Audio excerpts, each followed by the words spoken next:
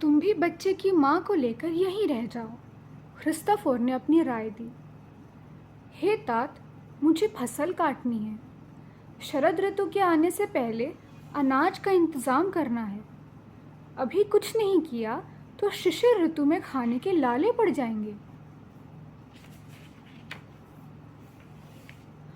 Christopher ने बेटे को पिसा हुआ गर्म गंधक दे दिया, जो कि उनको अंडे की जर्दी के साथ लेना था, और कहा कि इसको फांके के बाद लेना और ऊपर से जंगली गुलाब के पौधे का अर्क पी लेना।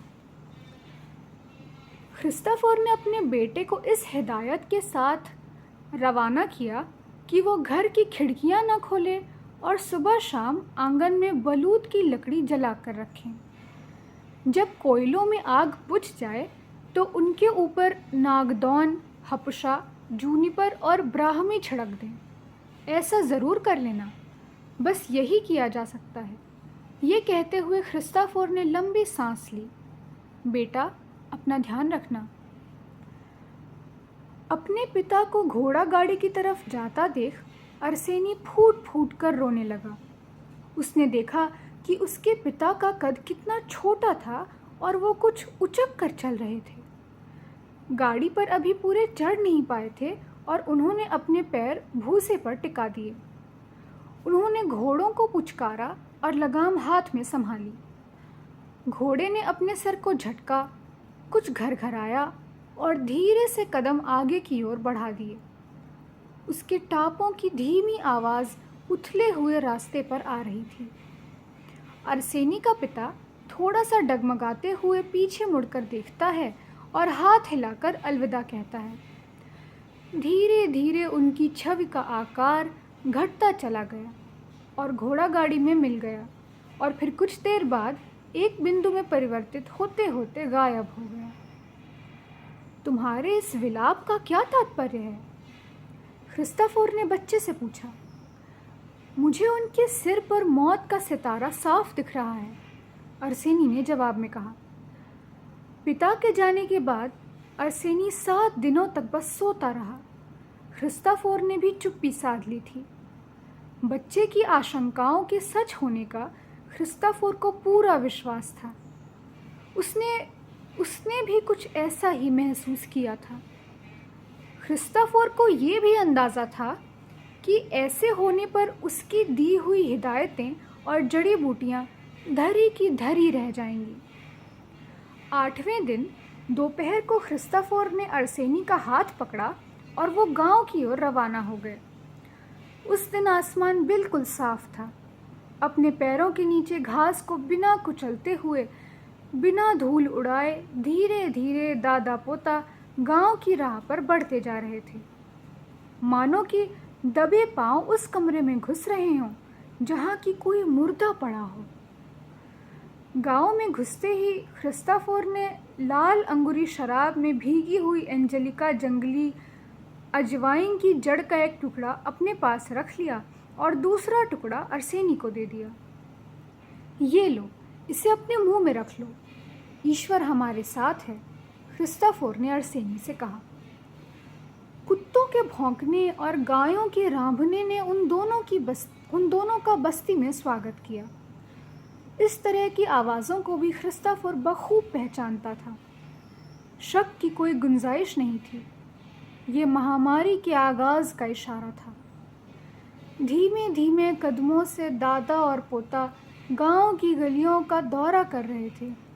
उन गलियों में चलते फिरते बशिंदों का नामो निशान न था। बस अपनी जंजीरें तोड़ कुत्ते उनकी तरफ लपक रहे थे। जैसे ही वो अपने घर के दरवाजे पर पहुँचे तो क्रिस्टोफर ने अरसेनी को आगाह किया। वहीं रुक जाओ, आगे मत जाना, यहाँ की हवा में कुछ अजीब है। अरसेनी ने सिर हिला अपनी सहमति जाहिर की। उसे भी मौत का एहसास हो चला था। गर्म हवा की तरह घर के ऊपर मौत के बादल मंडरा रहे थे। घर में कदम रखते हुए क्रिस्टोफर ने अपनी छाती पर सलीब का निशान बनाया। अहाते में गेहूं की बालियों के गट्ठे पड़े हुए थे। झोपड़ी का दरवाज़ा मुंह फाड़े उन्हें देख रहा था। भादो माह के सूरज की चमक से वो खुला हुआ आयताकार बेहद मनहूस लग रहा था। दिन के अनेक रंगों में से उसने केवल कालिख चुनी थी, घनेरी कालिख और ज़ोरदार ठंड। ऐसे में क्या कोई भी वहाँ जिंदा रह सकता था?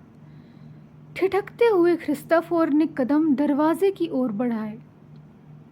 रुक जाओ, घुप अंधेरे में से एक आदमी चिल्लाया। क्रिस्टोफर को आवाज़ जानी पहचानी सी लगी, शायद उसके बेटे की थी। सिर्फ जानी पहचानी सी नहीं, बल्कि क्रिस्टोफर को यूं लगा जैसे कि कोई दूसरा व्यक्ति उसके बेटे की आवाज़ में बोल रहा हो। क्रिस्टोफर को विश्वास न हुआ और उसने एक कदम और बढ़ाया अंदर की ओर। रुक जाओ वरना मार दूंगा। अंधेरे में ज़ोरदार आवाज़ हुई और दरवाजे से एक हथौड़ी टकराई, जैसे कि किसी ने फेंक कर मारी हो। तुम मुझे सिर्फ अपनी जांच करने दो, भर्राई हुई आवाज़ में क्रिस्टोफर ने कहा। उसका गला रुध गया, आवाज़ मुश्किल से निकल रही थी। हम तो अब मरे हुओं के जैसे हैं। जिंदा लोगों से अब कोई लेना देना नहीं रहा। अब सिर्फ अरसेनी को बचाने की कोशिश करें और अंदर बिल्कुल ना आए।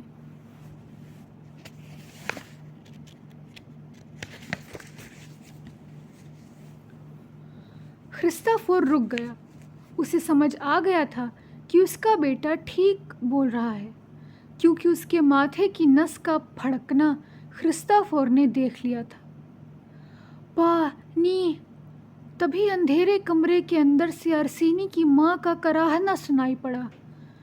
माँ, हाँ, पुकारते हुए अरसेनी कमरे में दौड़ता चला गया।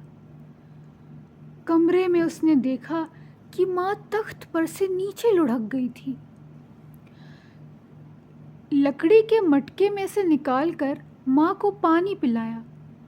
माँ का चमकता हुआ तमतमाया हुआ चेहरा चूमा, लेकिन उसकी माँ जैसे गहरी नींद में थी और आंखें खोलने भर की भी उसमें काया नहीं थी। जब अरसेनी ने माँ को ज़मीन से उठाकर खटिया पर लिटाने की कोशिश करी, तब उसे माँ की बगलों में गांठों के होने का पता चल गया।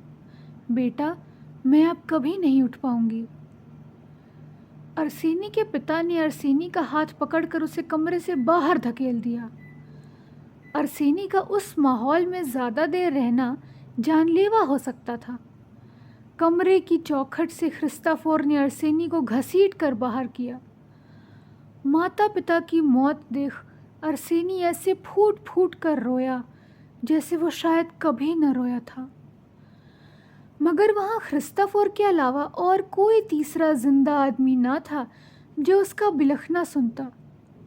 जब वो शांत हुआ, तब आंगन में उसने अपने पिता का मुर्दा जिस्म रखा देखा। उस दिन से अरसेनी क्रिस्टोफर के साथ रहने लगा।